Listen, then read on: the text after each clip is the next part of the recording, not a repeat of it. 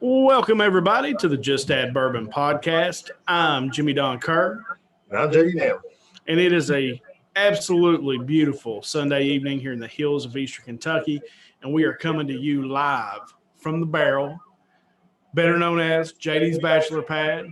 We've been doing the show remotely, just really due to my schedule. It made it a whole lot easier for me to just do the show live and then edit and do all the things that I had to do with all the other things that I have going on. So I want to welcome everybody to the show. And JD, we don't really have any topics, so we're just going to kind of go with this. I actually have a couple things in mind that I think I would like to talk about, but we don't have any real hard-hitting topics this week, so we're just going to BS. But I do want to say I just got done recording an episode on JD's YouTube channel. And I told JD, I said, look, we do this podcast all the time live. I have a YouTube channel myself. I make these videos. And I was actually nervous sitting down with JD. This is the JD Dammer page where we test bourbon. And I got to be honest with you, brother, I had a ball. It was a lot of fun. I mean, you was me, brother. I know you had a ball. I mean, I'm like David Lee Roth. He said about Sammy Hagar. He's like, Sammy Hagar throws a party. I am the party. That's right. There you go. That's JD. JD is the party. So I've got a nice little bourbon drink. What was this bourbon called, JD? This is called Town Branch Bourbon. That's out of Lexington, Kentucky. Really cool bottle, man. Look at that. Yeah, it is cool. Yeah, it's actually a really good bottle, really good bourbon. I like it. Yeah, and I'm not. I said on the video we did, I'm not a big drinker anymore, but I do occasionally like to sip on something, whether that be a beer or a good bourbon or something like that. I like to sip on. This is actually really, really good. I was kind of surprised, pleasantly surprised. I mean, I thought it's very tasty. It's a good sipping bourbon. So you'll be able to check that episode out on JD's YouTube channel. I don't know when he's going to put it up, but you'll be able to check it out there. And you'll get to see me and JD do a taste testing of the bourbon. It was a lot of fun. I had a lot of fun doing it. I have to bring JD up. I don't know if it's as exciting to open up comic books or Funko Pops as it is to taste test a bourbon, but we may try that with JD one day. Hey, man, I'll tell you, I'll party wherever I go. So JD says, look, comic books, Funko Pops, bourbon, do this. Yes. That sounds like a great marriage. Yeah, put your hands together. Yeah, so Brad's not with us again this week. He's actually, this is Brad's Mecca weekend, dude. He is playing golf. Down in Richmond. He and his dad at the country club there. There's a big tournament. They have a big Labor Day tournament every year, and they're actually down there playing golf right now. I haven't got to talk to him today to see how he did today and yesterday, but he usually makes it to the Monday round, and gets to play. He's won the money many times in that tournament. So we wish Brad the best of luck. And for all those people, I guess it's Labor Day. We all get a day off work, or at least I do anyway. Do you get the day off, JD? Yeah, I get the day off, yeah. So we'll celebrate Labor Day here tonight with you on the Just Add Bourbon podcast. And so let's do our housekeeping. JD and I have this competition going with our pages. And we both gained subscribers this week.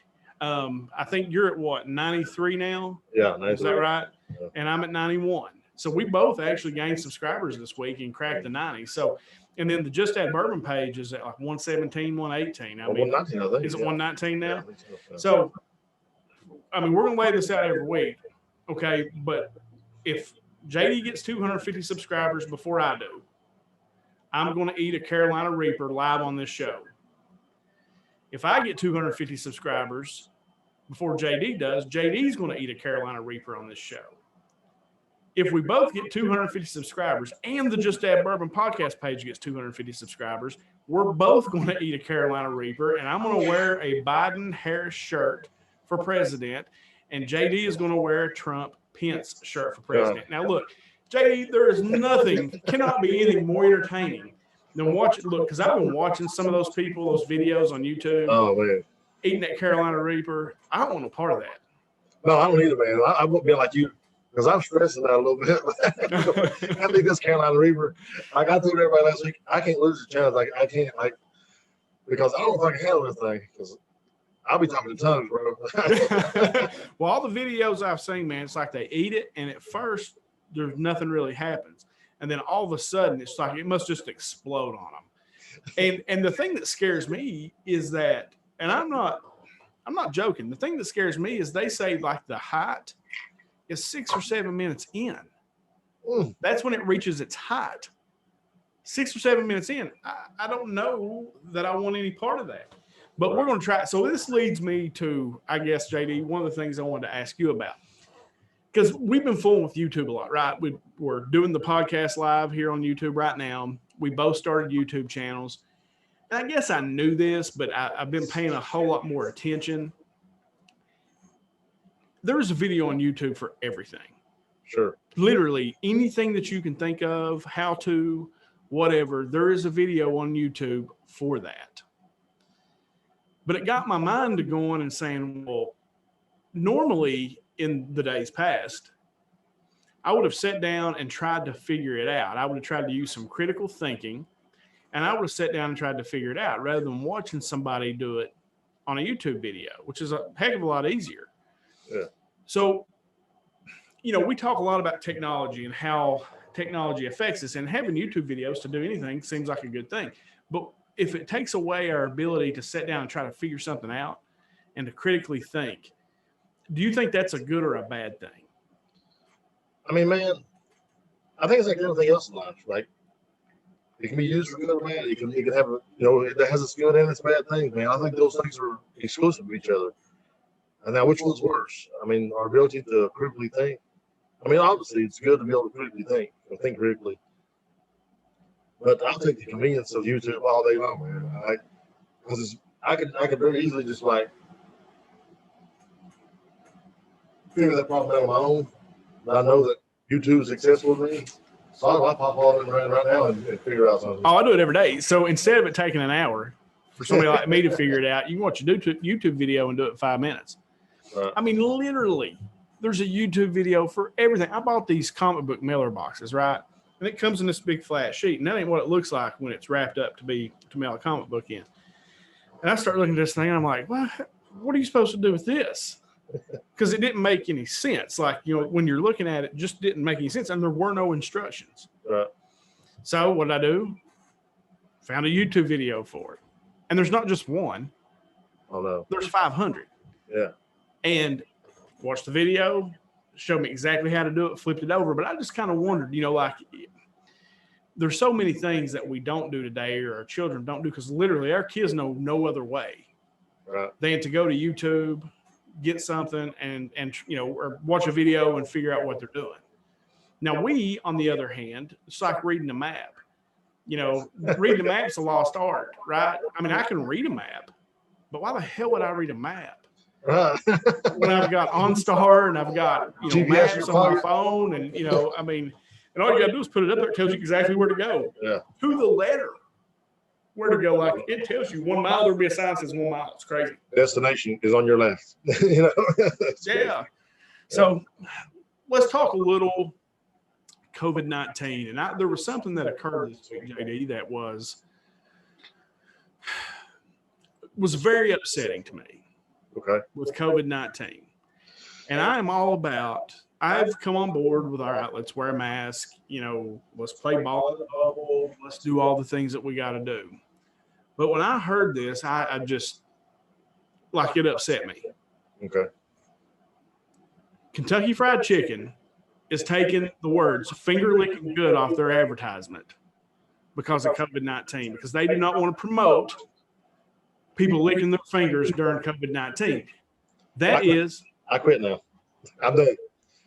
No more COVID. This life ain't worth living anymore. Right. When you can't have Kentucky Fried Chicken, finger licking good on an advertisement, we've gone too far. Yeah, for sure. And we talked about cancel culture a couple weeks ago, and about going too far. Like in some ways it hasn't. In some ways it has. It's done a lot of good. You know, people being held responsible for their actions and their words. But this is silliness, man. Like, I didn't even know about this. Like, yeah, I was like, what are you doing? Are you serious? Finger licking good? I can't. That is so known. If I'd have said, JD, what's finger licking good? You'd have said Kentucky Fried Chicken. Absolutely. Ridiculous. That is crazy, man. Like, where do we stop people? Yeah. Look, a little tagline. Let him rest in peace, man. Right? The Colonel has great chicken. It is finger licking good. Let's just, it's okay. And as far as did I really get upset? Not really. You know what I'm saying? It was more, but I was like, are you freaking kidding me? You know, finger licking good. Yeah. You can't have that on your advertisement during COVID. Yeah, that's probably just, honestly, I don't know this, but it's probably an excuse to get away from that motto because It probably been is. so long. Like, there was like, let's retire this bad boy and go to something else. So, No, and you could be right. That actually could be why they're doing it. I think there's opportunities. They're taking opportunities to do things like that. So let's talk. The other thing was I saw that the Big Ten is now trying to figure out whether they're going to play football. Yeah, I guess they're reconsidering it. I actually watched one of the college football games yesterday, the Texas State and SMU game. Yeah, the Southern Methodist. First off, it was really cool to see Southern Methodist play football again. Yeah, it was, wasn't it? Yeah. But they ended up winning the game. But one thing scrolling across the bottom of the ESPN ticker was Harbaugh saying, you know, they're ready to play football. They'd be ready to play 2 weeks. And I don't know, man. Like, everybody else is doing it. The numbers, even though they're not going down in a lot of these states, but you're not seeing cases being traced back to locker rooms, weight rooms, you know. And so I think we can do it responsibly, man. And you know, I'm all about doing it responsibly. And until I prove that we can't do it responsibly, I think we ought to do it.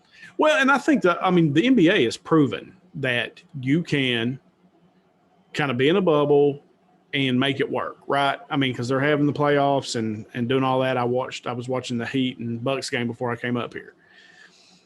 And I would feel like these kids on college campus are probably as safe there with their football team as they are anywhere with the other students not on campus. Yeah, I think that's a good point, man. You know, a lot of these kids come from very, very, very, very rough places, you know, and a lot of population, a lot of people, a lot of dense population.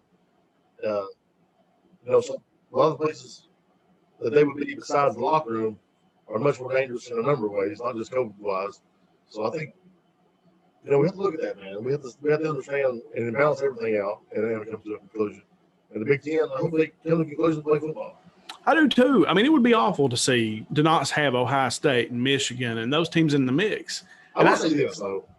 I'm tired of seeing Ohio State ranked in the top 25 because right now they're not playing football. They're not even playing football. So please, whoever AP, coach, whatever quote is out, get the people that's not playing football out of the equation so we can see who the real contenders are. And Kentucky, who's probably going to have one of the best teams they've had in 30 years, isn't even in the top 25. Which is crazy to me. I don't understand that. You know, I'm all fired up. I said, is it September 28th? Is when this football starts? 26th, we play Auburn on the road. And that's going to be interesting. I did see yesterday that Kentucky came out and they're going to allow 20% capacity at the games and 50% capacity in the suites.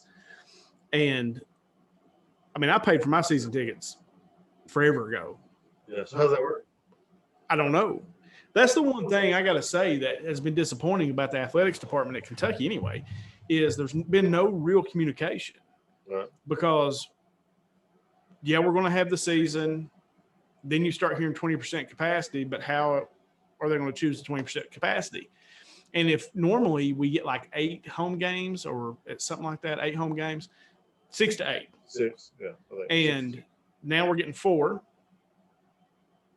We were charged for 6. Oh, okay. I mean, we had to pay for the schedule as it was going to be, and you paid, you know, early in the year. Now 20% capacity. So does that mean I'm only going to get to go to like 2 games all year? I bet your price will drop. Yeah. Oh, they ain't giving that money back. I mean, that ain't been brought up yet, right? I mean, because they're going to have a budget crisis anyway. Right. Yeah. And I mean, like, I wouldn't be shocked to get an email and say, hey, you're going to get to come to Georgia. Who else is there? Georgia, South Carolina, and one other game. I get 3 out of the 5 games that they play, and then so I get to go to 3 games, and I paid for 11 or 8, whatever's at home, 6, whatever's at home. I paid for that many, and plus the donation. Right. So I don't see them giving us our money back. Plus for the seat cushion, we get seat cushions on our seats. We pay, it's like $50 for the year. It's not much. Maybe 75. But anyway, and our parking pass. We paid for parking passes for every single game. Yeah. You know we ain't getting that money back. No, you ain't getting your money back. You might as well forget that. So I saw Matt Jones tweet about this, and I just was kind of interested in your thoughts. So you're going to let 20% of the general, just the stadium, general seating in, but they're going to let 50% in the suites. It seems backwards, right? And the way that Jones said it was, they take care of the rich, and the average everyday fan gets screwed again. And I was like, well, that makes sense. But there's probably 20 seats. I've been in those suites before. I've sat in them before. And they're probably, I don't know, there's 20 seats in there. You'd love it. Open bar, food, free food everywhere. You got to be an open bar. So free food everywhere. But, if there's 20 seats, then you can let 10 people in there. There's approximately 60,000 seats. So if 20% gets in, 12,000 gets in. Right. So, I can kind of see it where the suites are smaller, and plus those are the people that give the jack to the university. Yeah, no, but if we're talking about health-related risks, though, right? We're talking about being safe from COVID. Being in an enclosed atmosphere, you think would be worse than being outside. Common sense would tell me that being in a place where the air is circulating, you're breathing the same air continuously with 10 other people would be a much more higher risk than, two guys sitting on the 20-yard line. Well, Matt said apparently if you're rich, you're immune to coronavirus. Yeah. Is that what that means? But I'll be interested to see how many games, A, we get to go to. B, will we get to actually sit in our seats? Because Wells and I have great seats. We have some of the best seats in the house. And will we get to sit in our actual seats? Probably not, bro. Probably not. Am I going to have to sit in the upper deck? I pay for lower arena, 50-yard line, middle of the section seats. That's what I pay for. Right. Am I going to have to sit in the corner in the top to be social distanced? I don't know how I'm going to feel about that. I'd be fine. Honestly, as long as I'm in Commonwealth, Kroger Field, I really don't care. I'll go because I like it. I'm just glad we get to watch a ball game, dude. And so, no, I thought that was interesting, though, with Ohio, or, I guess they've raised enough stink now. But I also heard that there were some places like Michigan, and truly not to make it political, but truly places that had Democratic governors, that their governors were saying no. Like Michigan was one of them, was the big one. That Big Ten may play, but the governor might not let Michigan play. Right. And that would seem kind of odd to me, too. If they want to play, dude, let them play. No, I agree with that. I don't know how much it has to do with being Democratic governors or Republican governors. Well, the three particular states they pointed out, or the three particular teams, all had Democratic governors in their state. That was what it was. Right. I feel like at some point, man, it's got to be a little bit of a personal decision, right? Like, they're allowing the athletes to even opt out of the season if they don't want to, if they feel unsafe. Yeah. So, all that has to be taken into account. At this point, I say we play football. I think, like you said, it's been proven to the NBA, and it's not like nobody else is playing football. So at this point, let's open up and at least see what happens, man. If you're halfway through the season, we got to shut down. Let's shut down. But right now, nothing's being traced back to locker rooms and weight rooms and those things. So that's fun. I did see something the other day that Tennessee had either quarantined. It was something like 24 or 41. It was some high number of players, but they were taking precautionary measures. It wasn't that many people had the COVID. It was, they were just taking precautionary measures. And I think that's going to happen. I think you're going to see what's happened in baseball will happen in college football and professional football. I think I was saying it on here. I saw it on Hard Knocks. The coach actually said the team that is the smartest in dealing with COVID-19 will end up having, an advantage. That can trickle down to high school, man. Even on the level that I'm at, there's a local team here who's already forfeited their first game of the year. Yeah. Not going to get to play it. So, because of the way that they've handled COVID over there. It's going to take a lot of management this year, from the coaching staffs to get things right, to keep things right. But your point about Democratic governors versus Republican governors, I just want to ask you this question. Do you think that there's a part of, these Republican governors, do you think they're just scared to go against Donald Trump? Like stand against him? The Democrat Party is like, you run out with him anyway, we don't care. Partly, I think it's because it's an election year. And I think the Republicans think they're going to score points with voters because they're saying, let's play football. And Democrats aren't typically, although you're, a Democrat, you're more of an independent than you are a Democrat, but the Democratic Party is not necessarily known for being sports watchers or hunters or things like that.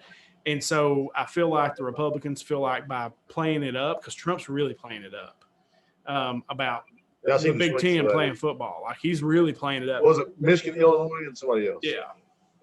Yeah. So, and I think it is political. I think it sucks that it is political. I think they ought to let these schools and even the governors in their states do what they think is the best for their people. Don't have a problem with that. The fact that they even bring it up as your Democratic governor and all that, I'm like, are you kidding me? Really? But it is.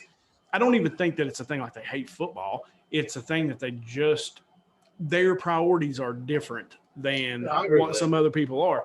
They are more truly concerned with the lives of the people in their community. And you can listen to our governor, Andy. Governor Andy says the same thing, man. He doesn't, it's not his preference that anybody plays football. But he understands from a budget standpoint and politically here it would be suicide for him. He's a Democrat in a Republican state. And he knows that if he says people are mad at him anyway. And he knows if he says, we're not playing football, that'd be it. Oh, I agree. I mean, actually, so what happened here in Kentucky for you that are listening at home, the Kentucky High School Athletic Association has a board, a control board, that decided that we weren't going to get to play. And what I think they was doing, man, is putting it in the governor's lap. And the governor kind of called the bluff, was like, all right, I'm not going to let y'all roll with it. Yeah. And so now the Kentucky Department of Education is allowed to happen. I feel like there was a lot of politics being played into, man. Well, it is. It's I'm glad that we're playing football. But I just hope that our kids and our coaches continue to take precautions, be smart like we've done so far. So let me ask you this. If they would have come back and said, even if the governor had said, all right, we're not playing high school football this year. We're just not playing. And I know you've got a team. All right. I know that our high school team, your defense is going to be stacked. I know. If he would have come out and said, I don't care, we're not playing football, I don't care what happens, how would you have felt about that? Like you personally? Oh, I've been broke. You know what I'm saying? I would have sucked. But at the end of the day, man, and I'm a football guy, but at the end of the day, it's just a game. Even though it affects our lives way outside of just the game, it's just a game at the end of the day. You can't sacrifice families' lives and businesses. If people start spreading this thing because of the locker room, the weight room, or because they're playing football, we got to shut it down because we can't let people lose their businesses and livelihoods over game. I wouldn't have been happy, but right now, with that saying what it said, I would have been upset. Yeah. Well, go ahead. But I also know, and I still continue to have the same stance that overreaction is the right reaction, because if we continue to take the precautions, we're saving lives. And who knows how bad the state could have been had we not done the things we did. That number's almost hard. I don't know how you can calculate it. Yeah, and it was one of those things where I was giving JD a hard time one day. It was something that happened locally, and he said, what do you think would happen? I said, well, the Democrats would overreact and everything would be okay and all that. And I was just joking. I was just taking a shot at JD through text. I didn't necessarily believe that. Now, there's some part of it, and I didn't get to see, JD and I started to talk about this last week, about only 6% of the COVID-19 deaths that have occurred in our country were just straight COVID-19 deaths.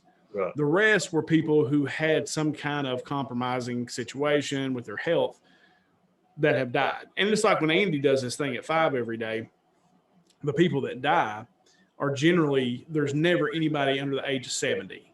Right. Okay. Now, I think we all knew that. I don't think that's necessarily surprising. It doesn't really affect younger people. And if you're pretty healthy, you might get sick, but you're not going to, die necessarily. And if you are older, though, or you have some kind of, health problem, then you are at risk for sure. Absolutely. You're 100% at risk and you need to stay in. Like legit. That's kind of where I've gotten to is, all right, let's go ahead. We have a little better handle now. People are wearing masks, dude. Everywhere I go, people wearing masks. Yeah, I went to see it, man. Absolutely. And Amy got me this thing. I started to bring you one because she had like 3, but she gave one to her dad, and there was one for me and one for her. But it's this thing that you clip onto your mask on the inside, and it keeps the mask from actually going on your face right here. Really? So it doesn't get wet, and you don't steam your glasses up so bad and all that. So it's actually a pretty cool little invention, I guess somebody's probably come up with, during this. But at the end of the day, I feel like we need to, I truly believe this, that once the election's over, that if Trump loses, you'll start to see it open back up a little bit. I do think there's some political gamesmanship going on between the Republicans and the Democrats right now. I think they're doing it too. I think I'm not saying the Democrats are doing it too, aren't doing it too. The Republicans are doing the exact same thing. There's some political gamesmanship being played with the virus, and I think that's wrong.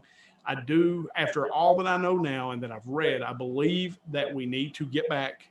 We got to get back to our normal lives. But if you have a health issue, I think we should wear a mask. I'm on board with that now. At first I was totally anti-mask. Sure. I wouldn't say that I'm pro-mask now, but I wear my mask when I go out. And if anybody comes to my office, I always ask, do you want me to wear a mask? And everybody that comes into my office has a mask on. But I'm kind of to the point, JD, where it's, let's get on with it. Who's at risk here. Those people need to take precautions, and we need to wear a mask to try to help those people take those precautions. And then let's just get on with it. Well, it's hard to disagree with that, man. At some point, our lives have to continue. We want to get back out. It's really infuriating, though, to see. You know where I'm going to go with this. Yeah. Man, a couple weeks ago, I was upset, man. I was upset.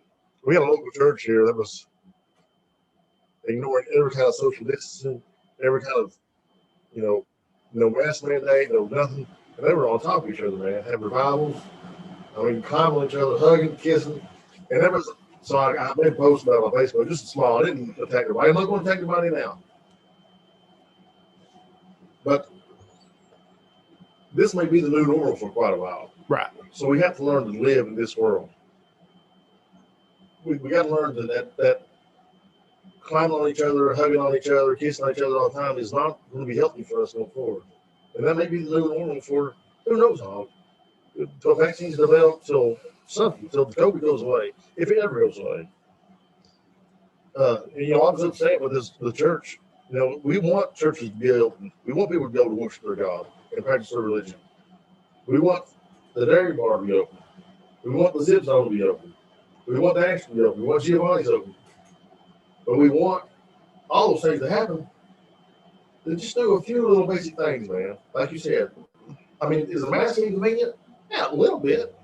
But it's just the point of getting used to it, man. It's not, nobody's trying to mind control you. Nobody's trying to take away your rights. We just want people to be safe.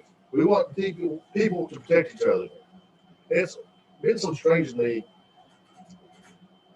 how people have not been their brother's keepers through this. People who confess Christianity, confess to be religious, are not being their brother's keeper. It's almost narcissistic to me, man, to have a big revival like that and ignore the mandates that they keep us safe. Because it's not about you, it's not about you serving God, because you can serve God and ain't be safe about it.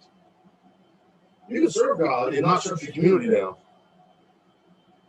People didn't like when you had to wear seatbelts when we wore them, because we entertain our percentages of surviving a car crash are much better. It's the same thing with this mask now. Our percentages of cutting down this virus are much better if we did this small thing and wear a mask. To see a church ignore those things, man, and put our community in jeopardy was really selfish, in my opinion. Your point about the 6% of the CDC came out with a few weeks ago. It said that only 6% of the death that has been reported by the CDC has come from actual COVID-19 cases, and nothing with no other complications involved. And like you said, I don't think that's news really to us. We knew that people who had underlying health conditions were more at risk. It's the same thing with AIDS. I think I said this on here before. People don't die of AIDS; they die of COVID because AIDS breaks your immune system. And then that's what was going on with COVID. Now, to me, my uncle, he passed away in a hospital. He was in the hospital for COVID.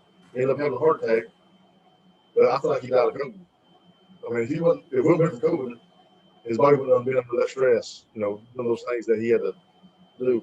So, yeah, to me, that was almost like no news. I can't believe we got all the airplay it is. Well, as far as I think I said it last week, what I think is, especially around here anyway, and, with the churches, and I know at our church, that I don't, it's not my church. I don't go to church, but where Amy and them go to church, it's very, like, they practice social distancing. Everybody wears a mask. They've got some older, those sick people in the building, so everybody's really careful. But around here, if you didn't just know it, you wouldn't think COVID-19 was even a big deal, because it's just, you don't have that many cases around. We did have a gentleman pass away from it, but he had some underlying lung issues. Great guy. Hated that happened, but other than that, dude, you wouldn't even know that this thing was going on. Right. Because we've been practicing social distancing for our entire lives. Always. We're all spaced out. We're not on top. We're not in a city where we're right on top of each other.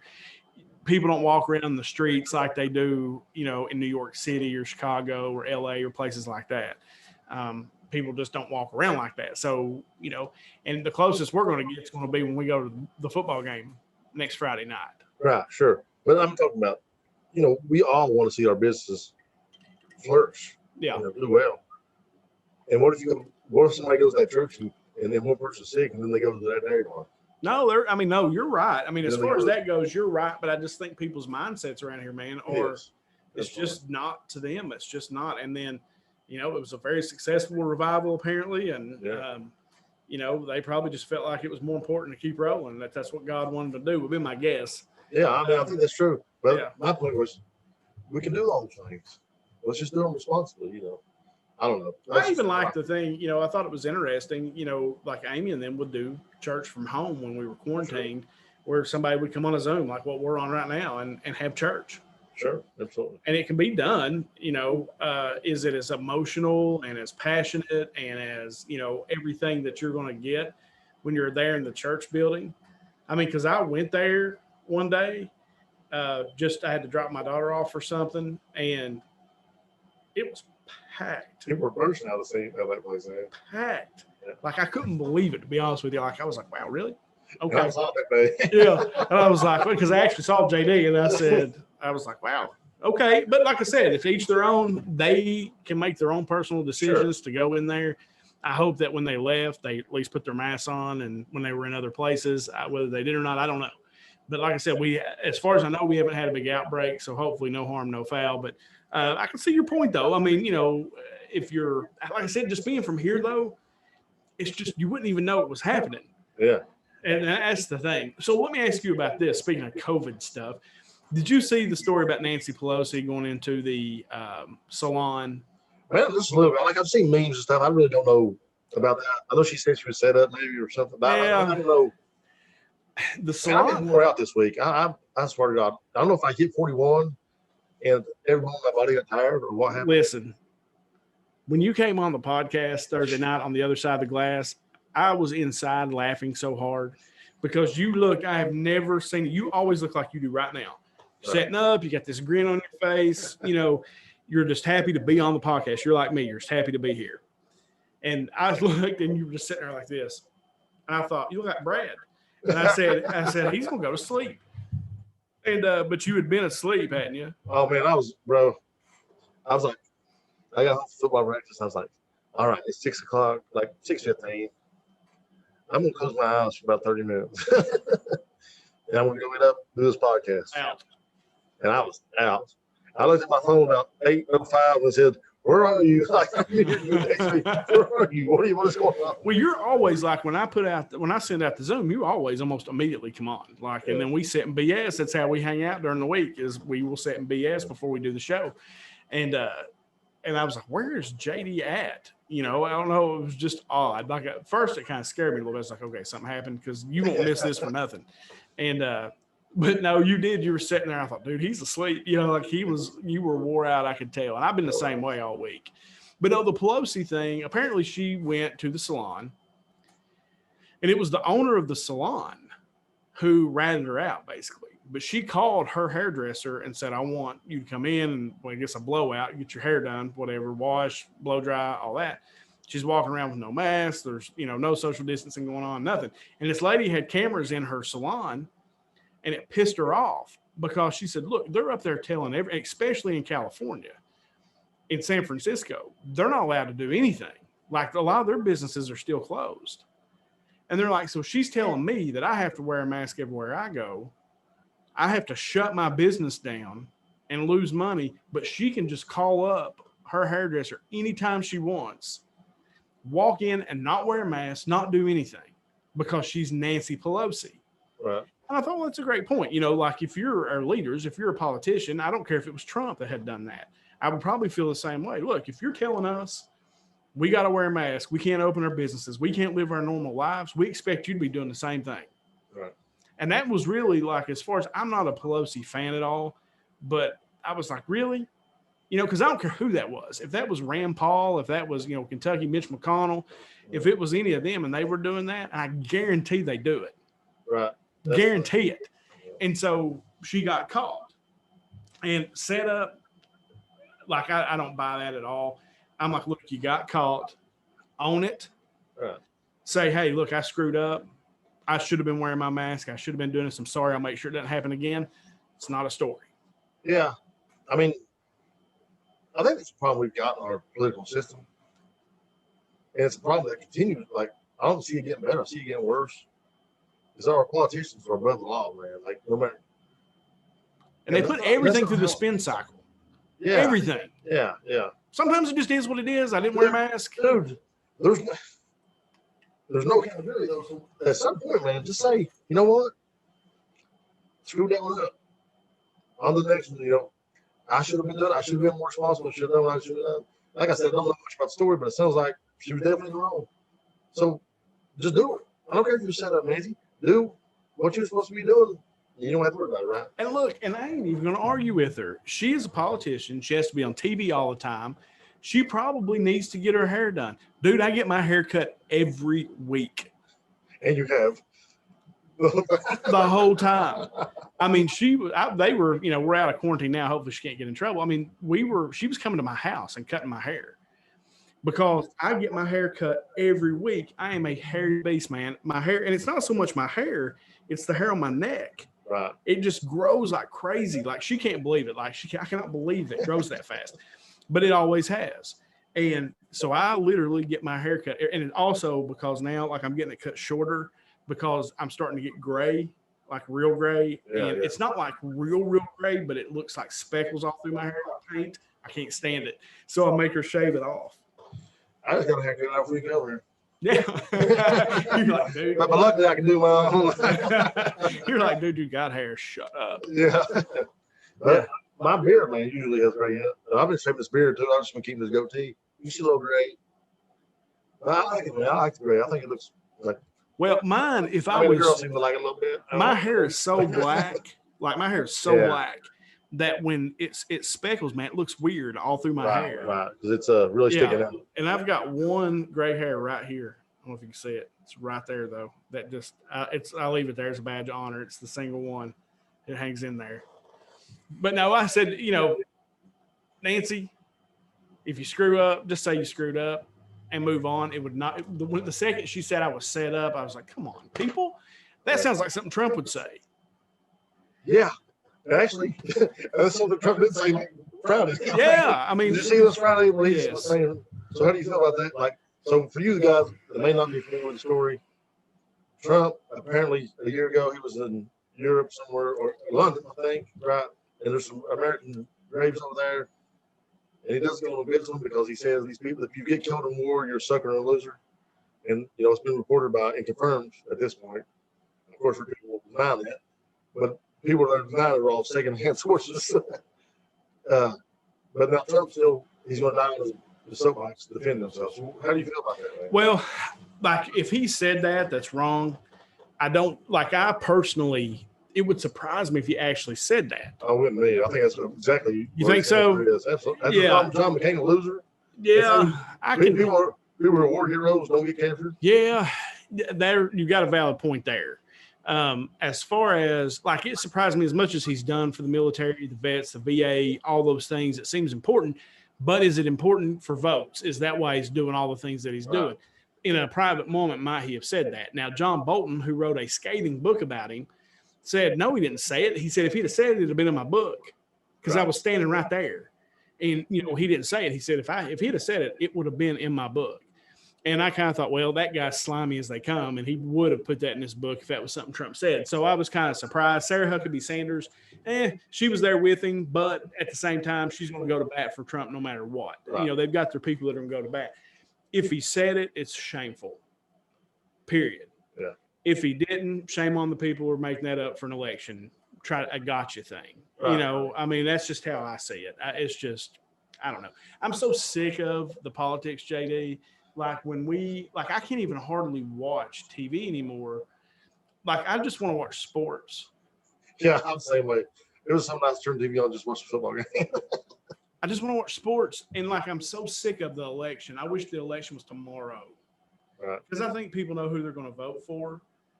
I don't think the debates are necessarily going to matter. I think it's important that we have them, but I don't think it's really going to matter. People that hate Trump just hate him. People who love Trump love him. Biden could have got me. Biden could have swayed me.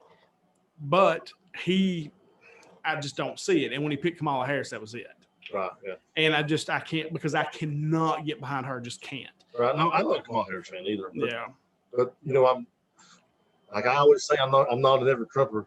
But until he shows some leadership, I am. I'm never Trumper until he proves me I shouldn't be. And he hasn't been that yet. In my opinion, his lack of leadership has been. I liked his policies all the way up, and then COVID. I mean, like I said, I find it. I swear I do, man. And I'm not trying to be a conspiracy theorist here. I just find it weird. You literally had the Black Plague, the 1960s. And the Depression happened within 3 months of each other in an election year. That is so odd to me. And now you've got these protests all over the place that nobody talks about. It's like during the Democratic National Convention, they never even talked about the protests at all. Right. They literally talked about COVID because it was to bash Trump. And then, of course, all Trump talked about was the protest and not about COVID, so that they could bash them. Like it was so funny, though, because like Trump's like trying to make it out like the protest areas are what's going to be. This is the America you're going to get. It's like, bro, this is your America. Like, you know, you can't. Like I said, this is your America. I'm pretty fair as far as most things go, but I don't agree with that at all. Not even a little. Because all those areas, it's just like here. If all of a sudden something broke out here locally, and there's protests here and all that, are we automatically going to blame that on President Trump, or do we blame our local leadership for not quelling that when it happens? Do we blame Trump? Is there a? Well, I mean, I think, but there's never been. I mean, we're talking about big cities, man. You just like you can't even. Those aren't comparable, really. You can't compare Inez with New York. I'm not trying to do that. I'm just trying to say, from a leadership standpoint, people at the local levels, whether it be city, county, state, those are the people who are ultimately making the decisions in those communities and how things go there. Now, has Trump created a level of divisiveness that has caused, that cherry's awesome, by the way. Has Trump created a level of divisiveness that has caused some of this stuff to pop off? Of course. But the things that they're popping off about are the things that they've been dealing with their whole lives in these places under the leadership of multiple presidents, of multiple city leaders, of multiple county leaders, of multiple state leaders. Well, multiple parties too, most of them. except in the areas where this is going on. It is all Democratic leadership, dude, and it is across the board. And Yeah. that's you understand what I'm saying, though? I do. And that actually is as a legit point. And me just trying to think about it. I'm like, look, Trump keeps offering, look, you don't want your cities to burn to the ground. We will come in there. And I don't even think that's right.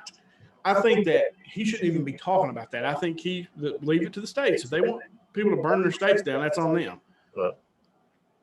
But I think they do need to, not the protesters, the right to protest. We should 100% support the right to protest, all of us. The people who are rioting, that should be controlled. And it's just not. And I think that has a lot to do because the police want to fix it, but the local leader won't let them. And that's just my point. I don't agree with that part as far as what you're saying. So what my point is, though, this has never happened in American history. And why is that? Because we've never had a president who gets on Twitter or gets on social media and antagonizes any kind of demographics the way Trump has, man. Like, we've never had any president get on social media and tweet something a white supremacist was on white power until now. And so all these people are feeling really, really frustrated. It's because of him, man. It's because of him, because of what he represents and who his fan base is. I don't disagree that he has probably created an error. So this is his America. He's the guy. At the end of the day, man, extreme ownership goes back to that guy. But that's not what our country's set up to be. This is our America. So why now? Why have all these things just now come to the forefront? They've never come to the forefront in these Democratic cities ever before, even though they've been under Democratic cities control, even though they've been under Democratic control for so long. Why now? It definitely has to do with Trump, man, and his agitation. Yeah, I mean, it does, and maybe he's agitating them on purpose. He is. What's one of the things to try to make him see that, look, you are, and I know I'm going out in the weeds here, but it's just, I'm trying to be devil's advocate. I'm just trying to make a conversation. So, So what if, no, that's stupid. I mean, because he's not doing it to try to make people see, look who you're under the leadership of. My question has always been, I don't care who your president is. The same problems have always been the same. Right. Trump has just agitated them enough to where they're rising up against those problems. Right. But they've been held down for years and years and years by their local leadership. And that's what I'm saying. Every single place that you have some of these issues where there's true police brutality, where there's true, which we had something happen locally. Did you see that Rhonda Muncie posted her son? Oh, yes. I'm glad you mentioned that, man. I'm going to talk about that. Let's talk about that. Let's get off this President Trump thing. Let's talk about that. Because we're not going to agree on that. It's a good discussion. Yeah. But we're not necessarily going to agree on that. But it's something that came up, I saw, and I was like, are you freaking kidding me? Like, I was really disappointed in that. So I don't know, was there something, was it a cop? Was there something going on with law enforcement with that? Or that I didn't see. It was just a parent. So here I want to read this, man, because this is Robert Snows. So this is Rhonda Muncie talking about her son Kobe, who I don't know Kobe well, but I know him enough to know he's a good kid. Yeah, I've always heard he's a great kid. He's a smart kid, I think he graduated high school early. Yeah, he did. He was in that early enrollment to Moorhead. And so she goes, meet my son Kobe. Not perfect, but he is amazing. A full-time college student who works 5 days a week. If it's the Lord's will, he will begin pharmacy school next fall. He doesn't bother anyone. He is an accomplished young man. He was raised in a predominantly white community and the only black child in his elementary school and one of 2 or 3 in high school as far as I can recall. Tonight, he had an experience that turned my stomach and broke my heart. It is so disappointing to see the degree of racism that still exists in 2020. He was in a driveway and picking up a female friend who was 18 to 19-year-old young lady. She was in the passenger seat meeting and playing with his new puppy. Her mother came out. He was berated by this young lady's mother, and she called him a fucking nigger. And the mother made her daughter exit his vehicle. She said he was racist against white people, which I find entirely crazy, considering his closest family and friends are white. I'm as white as white can be. It doesn't look like a ray of sunlight has hit my skin. My child has not an ounce of racism in him. It is really hard to turn the other cheek when someone slaps unwarranted and unjustified insults at your child. But that's what my Bible tells me I have to do. I'll pray for her soul and heart, and that she will be humbled. We will not be naming names because we wish to share our experiences in the hopes to bring awareness to racism and to ask others to pray that hatred is race in our community. No one should be judged by the color of their skin. I put my child's heart and resiliency up against anyone's. I'm proud of the young man he's become. That's awful. Dude, that's heartbreaking is what that is. Could you imagine being hurt, being that child's parent, and him being berated because of the color of his skin, no matter the things he's done in his life, no matter the choices he's made, because he's black. Now he's being berated by the same. If somebody's listening, the person, whoever this was, we don't know who this was. Rhonda was kind enough not to name names, which is probably the right thing to do. Which I would not have done. I would definitely blast him. Oh, you would have definitely put him on blast. But if you're the person who did that, said that to this young man, because I know who this young man is. Good boy. Yeah. And he was raised in a place that there ain't no black people here. Right. He's a good boy. All his friends are white. Yeah. You know, he didn't have no choice, man. He didn't have a choice. He's raised with a bunch of white folks. Right. If you happen to be the person listening that said that to this boy, then you're the one that has the problem. And stop listening to our podcast. Yeah. Because, look, do I think sometimes the things get overblown? Sure, they do in everything. But apparently there's things like this going on all the time with young men and women in the black community. You just keep hearing more and more stories. And this one happened right here. Somebody we know. Yeah. And that's ridiculous. And if you were the person who said that, you're the one with the problem. You ought to be ashamed. You ought to be ashamed. I'm ashamed for you. I'm ashamed that somebody in my community feels that way. I mean, I get my, I told you about my feelings getting hurt a few weeks ago, and people want to talk about us being closed-minded and wonder why. I often have wondered why people felt that we were closed-minded until I read about things like this. Yeah. It's like, that's still around, man. And that's sad. And that's one of those things, like I told you, for me, it's been an eye-opening learning experience, because my take on this would have been probably not on this particular situation, but just on the things that are going on in our country right now with race. I would have told you that, look, dude, this is over. There are not racist people anymore in this country. It's going to basically die out at some point. As the older folks, the people who were raised in the 50s, 60s, 30, 40, 50, 60s, as those generations die out, racism will go away. Apparently it's still being taught. Yeah. And that's wrong.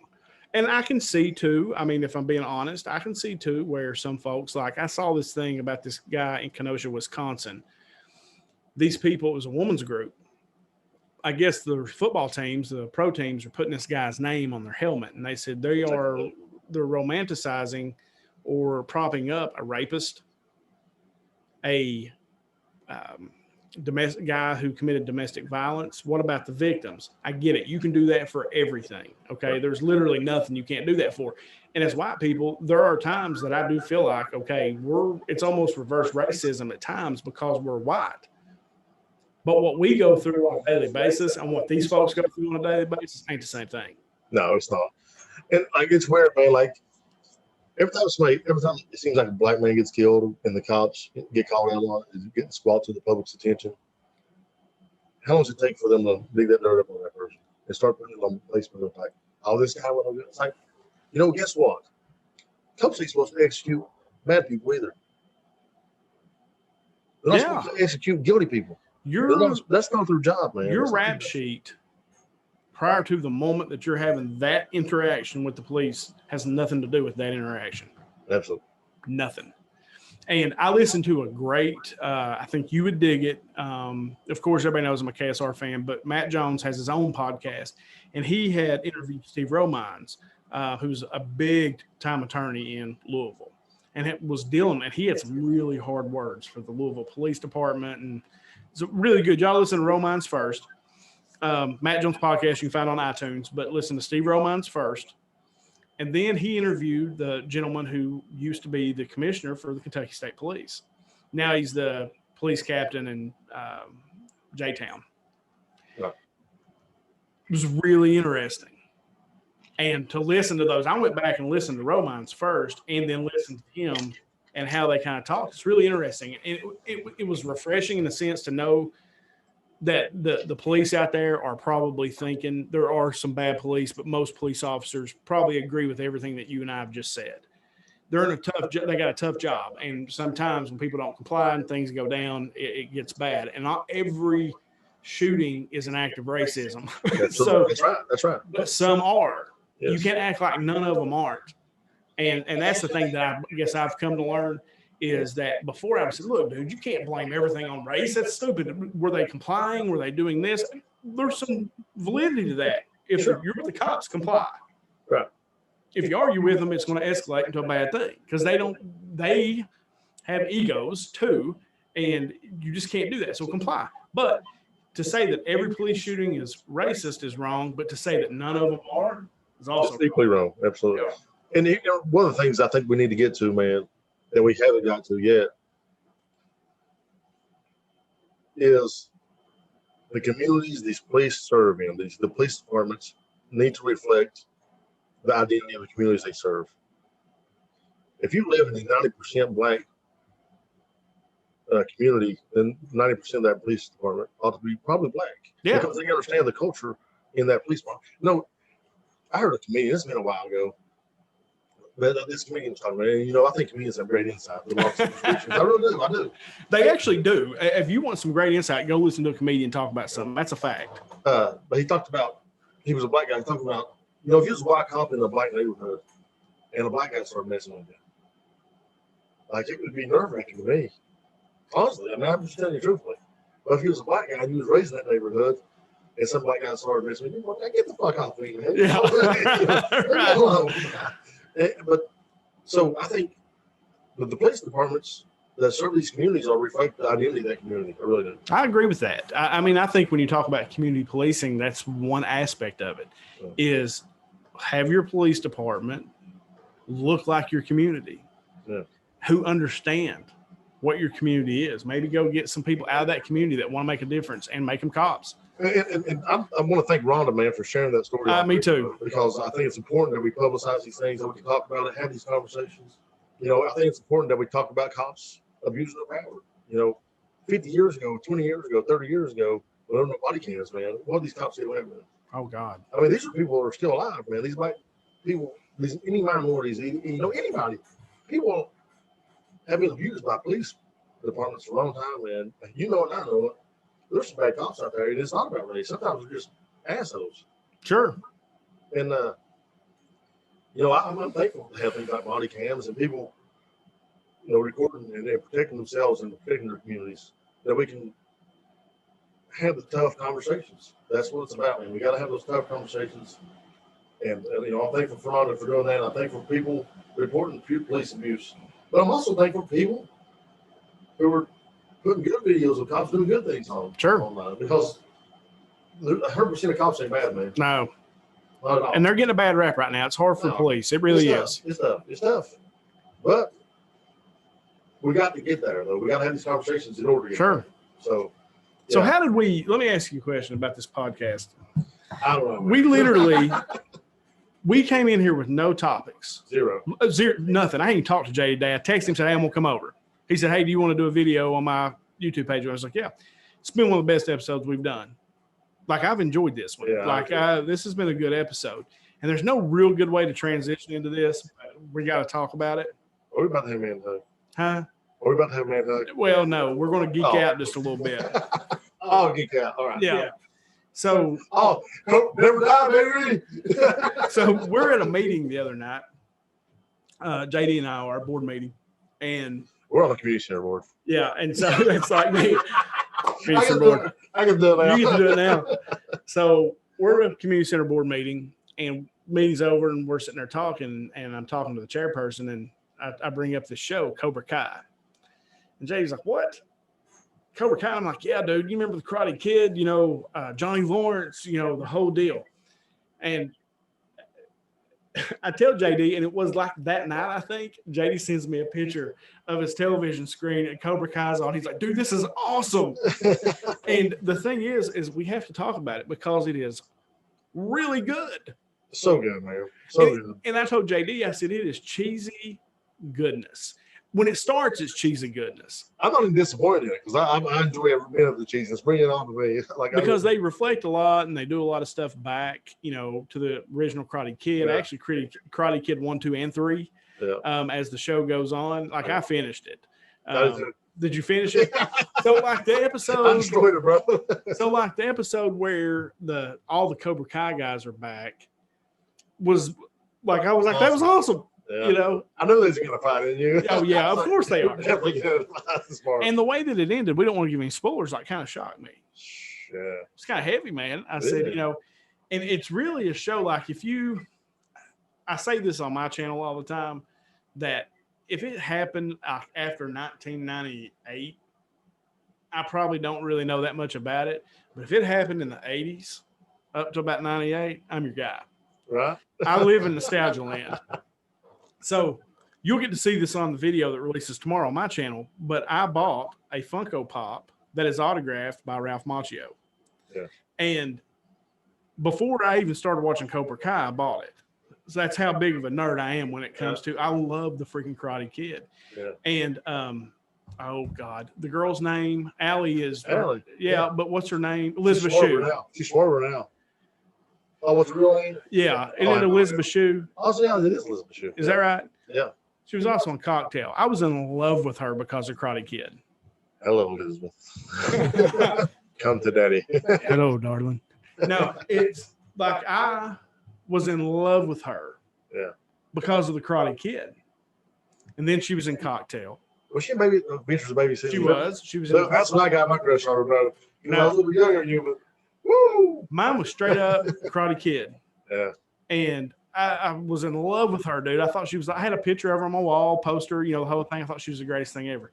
And then, but what's cool about the show is it almost kind of flips it on its head. It does, man. Where Ralph Macchio or Danielson is really successful. Johnny's broke, but Johnny's trying to do the right thing. Johnny's actually being Mr. Miyagi.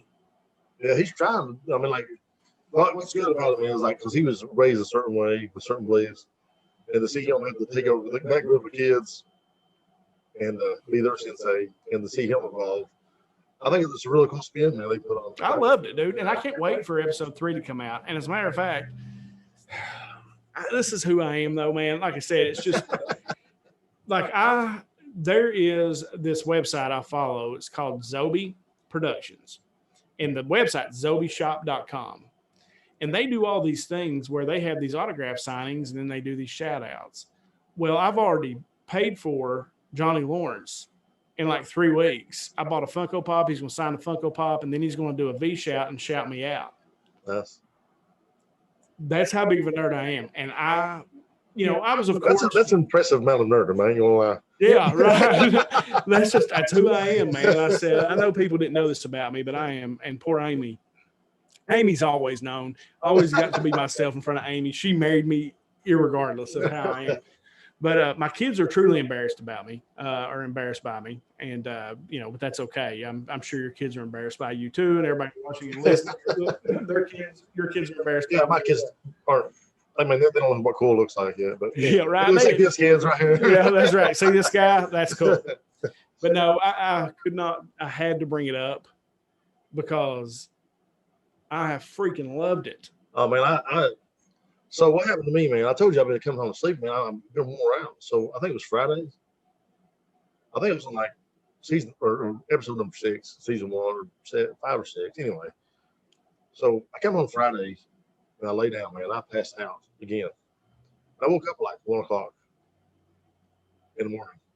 So I turned on Cobra Kai and I watched all of it.